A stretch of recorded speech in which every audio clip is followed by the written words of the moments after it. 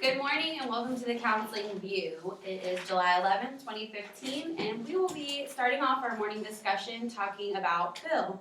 Bill is a 55-year-old male who presented in counseling with symptoms of major depression. However, he did come out to his counselor stating that he is gay. He told her that he did not want to disclose to his family for fear of rejection.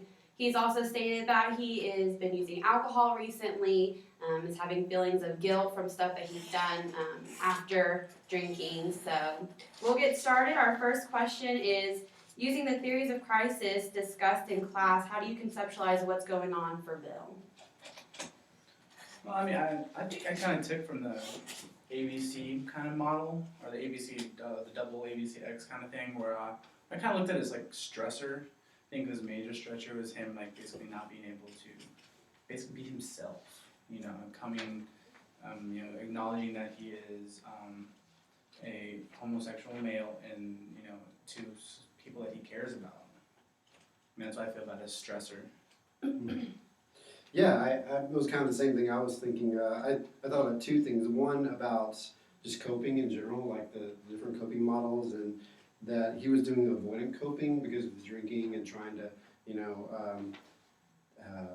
not just deal with it. He's trying to instead like kind of hide it. And from the ABCX model, he's like the resources that he has, just like his brother, but that's it. He's kind of overwhelmed.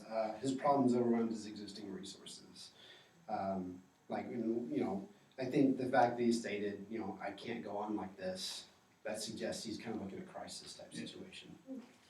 I think that does also play to his perceptions. You can accurately interpret his perceptions based on his statements of not wanting to go on living like that. And you can look at his resources. He has limited available resources. You say he was using possibly the avoidance to cope. So you can see that he doesn't have many friends, maybe social workings. He's afraid of rejection. So also in that, you can see limited resources. Yes. So I think it's fair to say that we agree that he's in crisis.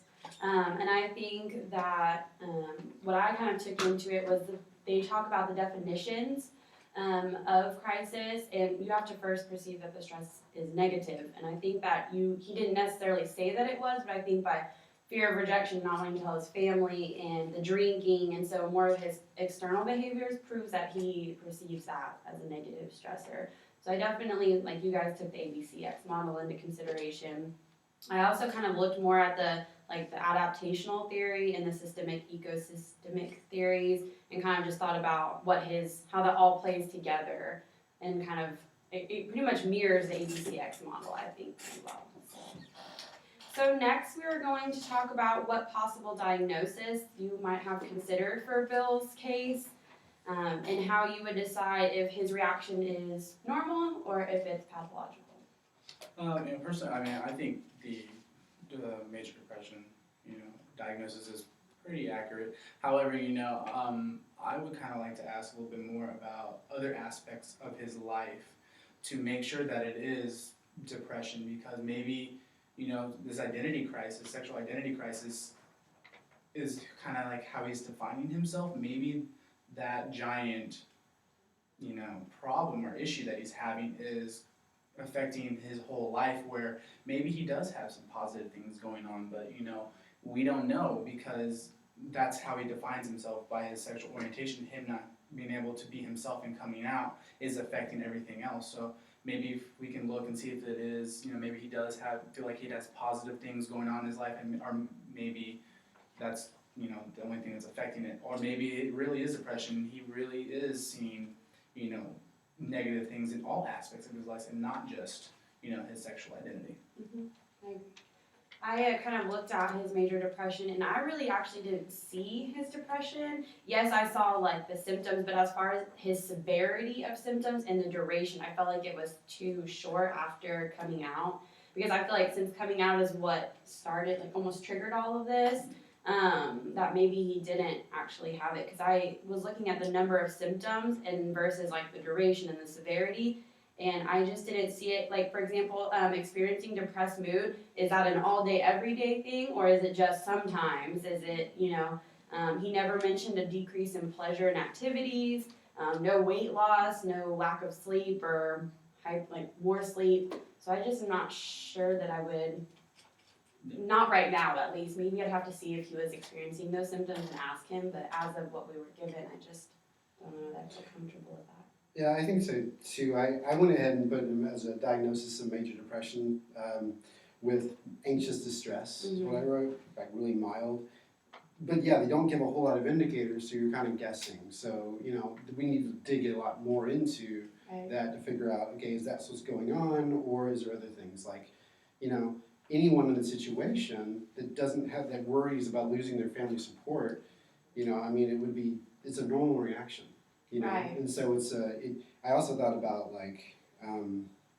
maybe, because a lot of this is social, right? So maybe he's part of a small community where, the idea, like, I grew up with the perception that being gay is bad or wrong or sinful or whatever. Right. And so he's surrounded by these negative images, which, I think saying major depression doesn't really take into consideration what's going on around him, like what his family is in his community has been telling him about what it means to be gay. I agree.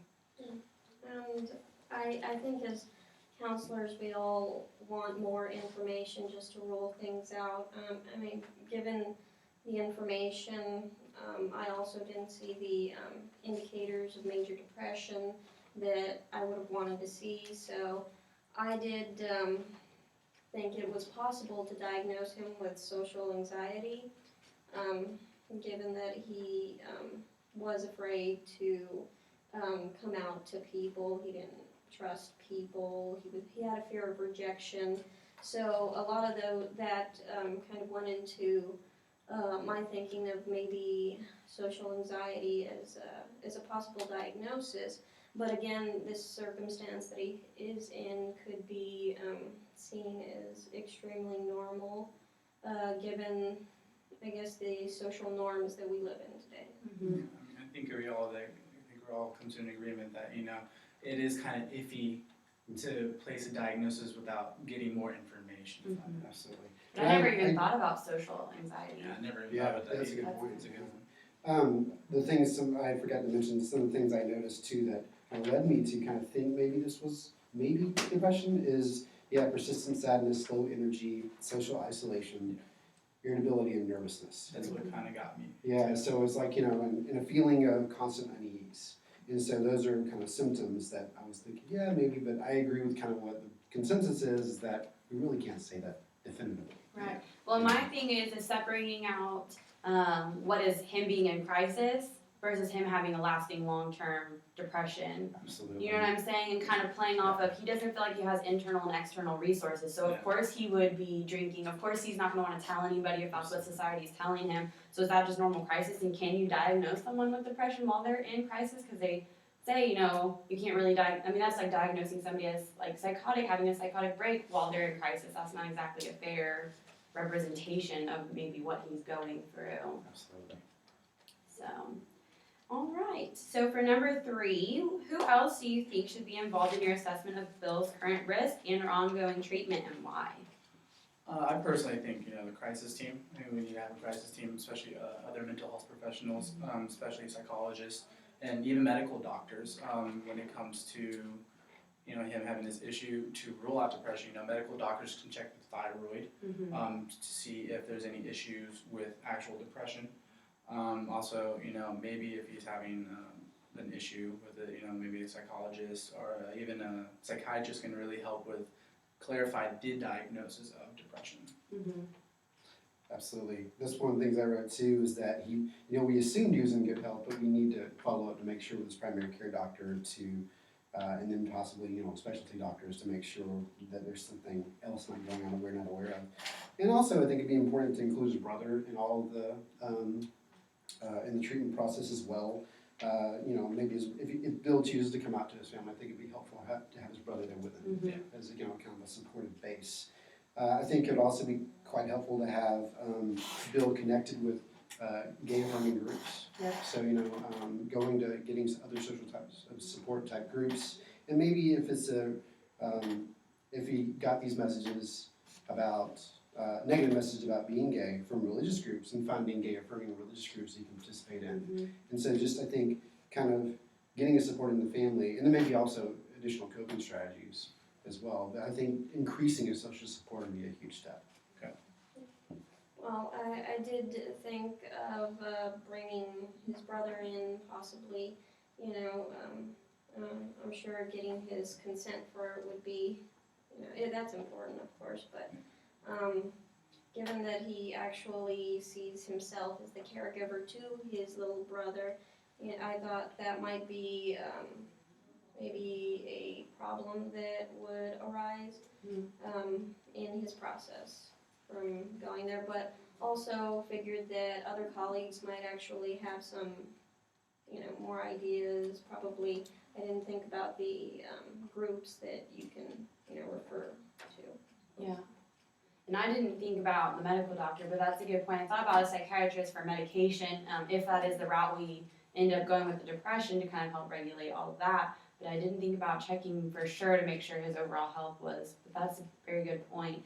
I also like LGBTQ groups. I think again, expanding your social network is going to be huge for him at this point. So even if his family were to end up rejecting him, he'd have them, and maybe some of them have gone through this process of telling their families, so they could kind of tell him what to expect and kind of be that support network for him. I also thought about possibly a supervisor, just because, again, making sure you're watching what's crisis, what's normal versus what's diagnosis, and making sure you're getting that all teased out.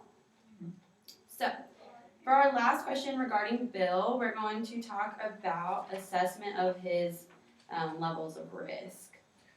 I personally thought him maybe kind of an elevated, if not, or maybe a mild to moderate. I feel that he did have some suicidal ideations, but he didn't really have any specific plans. So it's kind of hard. The reason why I picked mild to moderate is because he had some risk factors. But he didn't have the ideations. The risk factors maybe some from social isolation, low energy, the irritability, and all that stuff. And then increased alcohol consumption. That was definitely a big, flag to me. Absolutely. I was looking at the SAD person model, and it said he should be strongly considered for hospitalization. I wasn't quite with them on that. I think that I'd kind of say kind of where you're at. Like kind of a little bit on the side there. Maybe, but I'm not 100% sure. He does have a lot of risk factors, like being male, having depression and hopelessness, recent drug use, doesn't have much social support, and doesn't have a significant other in his life. Using the SAD person was good. I think the Columbia might be a better fit for the situation, I personally think. Yeah. I did think, as all of you stated, that he did have some high risk factors. And again, I went back and I looked at his perception about not wanting to live that way, and figured that he was at one of those questionable risks, and that it was possible that he may need to be continually assessed on a frequent basis. So, Like on every session. yes. Yeah, I agree. And I agree with you. It's like you're on the fence about it, because according to SAD persons, I got the same thing. I got like a 6 to a 7, and so you're like in that area where it's like, I feel I would be comfortable with a safety plan, kind of making him aware, kind of almost like, we need to talk to your brother, or let's bring your brother in, or let's have a phone call with your brother. That way you have somebody, because if the group thing, if he wasn't very interested in that, just somebody to go to, I think is really important. But I really also considered, because they talk about, in class we discussed the fact that just being a part of the LGBT community is a risk factor for more suicide and suicide ideation. So I kind of took that into a factor, even though SAD Persons technically doesn't. I feel like SAD Persons is so general, so kind of I'm with you on the Columbia thing, but with the information given, I felt like SAD Persons was like the only thing we could And the use. good thing that he has is he does have kind of a meaning to live, to be the caregiver of his younger brother, because that's how he sees himself. Yep. Absolutely. I agree. So now I'm going to hand it over to Levi, and we're going to discuss Ariane. So Ariana's a 25-year-old female graduate student who identifies as Indian American. She's recently admitted to the hospital because she is seemed to have trouble breathing and is very panicky, and she was having a heart attack. Let's see, we talked to her friend, and the friend says she's being jittery and an anxious person, and she has nightmares where she's where she can't breathe. We recently learned also that she was the witness of an event where she saw her a roommate in college that killed herself on an overdose of pills. And so she walked in and saw that. And so, yeah. And so the first question we're going to look at that is, what is additional questions we should ask Ariane and why? Well, I definitely, if I was there, I'd want to know what her nightmares were about, because it seems nightmares can be a kind of a gateway to reoccurring images, and so I would definitely want to know what her nightmares were about, and if there were any instances that seemed to bring agitation or a state of agitation for her, and if she could pinpoint those in specifically. And she did seem to have a lot of trouble with contacting her friends and her feelings with that, so I would definitely want to know what she would think would happen to her friends if she wasn't able to contact them. So maybe those are some questions. I think that, I think a question I would possibly ask is, see what other aspects of her life of this kind of anxiety has, affected. Is it just, the social domain, which it really kind of appears to be right now, and see if those find the triggers. I think that answering that question would help figure out what path we're going, if it's maybe even just a generalized social anxiety disorder, I might be thinking of. I'm kind of with Christine also on assessing for triggers. I think that's really important. What was going on in her mind before she felt the need to call? Like, what was it was it just like a random, I need to call my family and friends and make sure that they're okay? Or was it, if I had called my roommate, maybe she wouldn't have done that? Or if I had been home, maybe she wouldn't. So is she feeling guilt, like responsibility for that?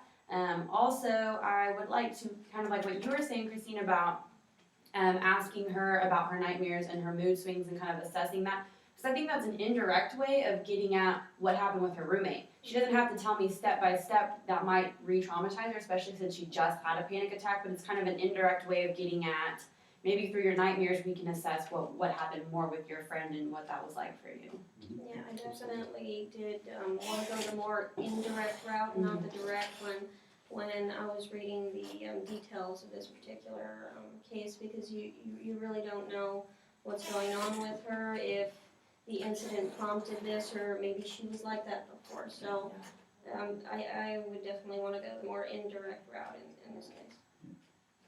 One of the things I thought the question would be is to actually find out from her, hear it directly from Ariane, because we heard all the stuff about what she's going on with a friend. I want to hear from Ariane what her direct concerns were. I like that. I would also want to, I would want to talk first, get the medical history out of the way and find out, okay, when's the last time she's seen a primary care doctor, what medications she's taking. I mean, the fact that she saw this happen a while back doesn't mean that that's what causes her current situation, right? It could be True. other things, it could be medication, it could be anything. And so I think starting at the very beginning and then kind of going back from, just basic health questions, what medications are you taking, do you use alcohol or drugs, kind of all those kinds of things is what I was begin with. Especially with the jittery, that word kind of threw me. I was like, well, that could be you had too much coffee or like you're really upset. So I'd probably want to look into what that meant for her, what she was experiencing, And my thought was, so would you guys feel comfortable going to Ariane and saying, hey, I talked to your friend, this is what she said, or if you're wanting to go start like with a clean slate, because I feel like that would be two different. You have the knowledge in your head already, but do you present with her and say, this is what your friend told me, I've been talking with her? Or do you just start clean? Do you see what I'm saying? So I don't know what kind of approach I would have taken, but I thought about that. Yeah, absolutely. The second question is, based on the information we've been given, do we believe a diagnosis of PTSD is appropriate for Ariana? Why or why not? And are there any other diagnoses we might consider? Well, I didn't feel, again, that I had enough information to diagnose PTSD. Again, another possibility for diagnosis I felt was separation anxiety. Because it's all, you look at what might be comorbid, and PTSD does come up, so, or panic disorder does come up, so it's a possibility, but again, you don't know too much information. Is this just the way this person is, or? Yeah, I mean, I kind of agree. It was kind of hard to really diagnose. I mean, the time frame is there. Mm-hmm. How long she's been happening for. She's a sophomore and now she's 25. Hopefully, if she's taken the path, as a normal education of a younger adult goes, I would agree. I figured if it's maybe like a panic attack disorder or maybe even a kind of a phobia, maybe social phobia. I went back and forth and back and forth and back and forth. It was really hard because some of them I really had to look at and kind of almost put an interpretation of what we got as our study. The feelings of hopelessness and the mood swings and, anger. Well, I didn't really see that she had anger, so it was very hard. I ended up saying I would diagnose her with PTSD just because I felt the time frame, the severity level of what she was experiencing. And the only criteria that made me question that was CND. So again, her mood, and then the dissociating. Mhm. That made me kind of. Yeah, that's kind of what I would. I put she kind of had PTSD with panic attacks, but it was kind of it kind of went back and forth. I said like she had external cues to trauma, like memories, like Right. someone an answer, she kind of freaks out. I think I assume she has exaggerated beliefs because that's what leads her to knock on the door for 15 minutes. Right. Right. And call and. As well as persistent fear and hypervigilance. But I'd want to rule out things like OCD, panic disorder, specific phobia, and generalized anxiety. And I also thought about an adjustment disorder.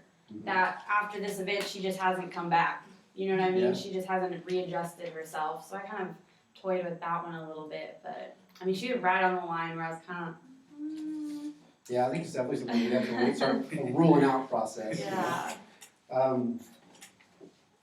So the third question is, using what we know about crisis and trauma intervention, what recommendations do we make for Ariana's treatment?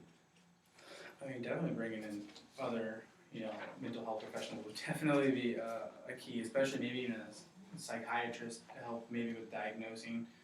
Maybe if they do come back with PTSD or anything, just because you may not have the grasp on it, or we need another opinion, maybe helping with medication. Mm-hmm. I think the best route to treat PTSD, if it is the case, is psychotherapy and medication.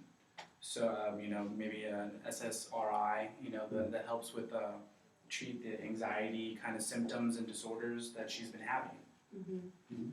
Absolutely. I also thought about TFCBT, so more of a trauma focus, like cognitive, kind of reframing her thoughts and her distorted thinking and kind of getting into that. But I also really like for the anxiety stuff, that grounding and the sand trays, and I think kind of what we were talking about before, Christine, about the inadvertent way of getting to the trauma. So I think like sand trays and the narrative part and the in vivo exposure kind of just slowly get, kind of working with that, I think is really important for her. And given the information that we know, I think that it might be important to work with her body as well as her mind to see, if anything triggers anything in her mind, triggers something in her body, and maybe make her more aware of those, and also her beliefs is another thing that maybe trying to get at what different beliefs she has. I don't really like using the word irrational, but Right. maybe Distorted, maybe. right. So Yeah. maybe get her to a different place there. Yeah, I think one of the things I was thinking about for first is just making sure, doing a risk assessment, making sure that she's safe. And then kind of starting her in that, helping her find that safe space. And so she can get into the window of tolerance to do the things that she needs to do, be able to, that these strategies will work. And I'll like exactly what the kind of things you were talking about, grounding grounding activities and breathing exercises, and things of that nature. As well as, I think it'd be important to help her do some psychoeducation about, these are the symptoms of PTSD. And so that she, it can be very validating for clients to hear, wow, I have that. And so, normalizing. And normalizing, Yeah. absolutely, yeah. And so I think one of those are really big things, as well as like helping her develop a list of internal and external cues to her panic attacks. What's going on right before, what's going on after, what do you hear, what do you notice, what do you see? So I think those are also be really important.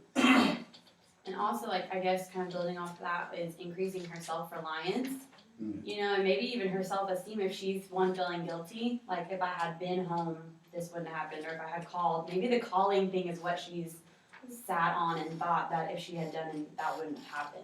So kind of working on, it's not your fault, that kind of a thing would be helpful for her too, so. Absolutely. Well, I mean, I'm glad you guys could come into it, right? Yes, We can yes. have this little talk. Thank you guys for coming to the counseling meeting, stopping by, getting different perspectives, and hope you guys will join us next time. Thank you. Bye.